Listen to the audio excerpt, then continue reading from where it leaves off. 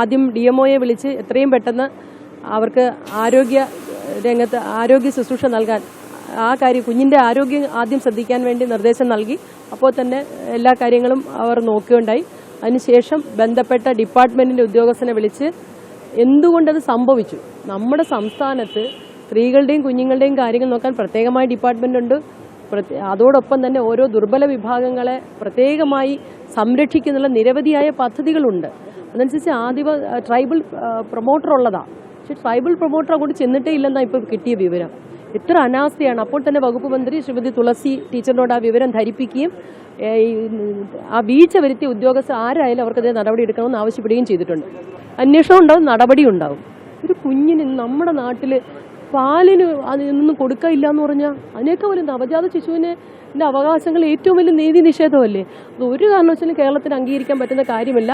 SC പ്രൊമോട്ടർമാരായാലും ആശാവർക്കർമാരായാലും അത്തരത്തിൽ നമ്മുടെ സർക്കാർ ഈ പദ്ധതികൾ ആവിഷ്കരിച്ച് നടപ്പിലാക്കിയിരിക്കുന്ന ഒരാൾക്കും ഇങ്ങനെ അവസ്ഥ ഉണ്ടാകാതിരിക്കാൻ വേണ്ടിയാണ്.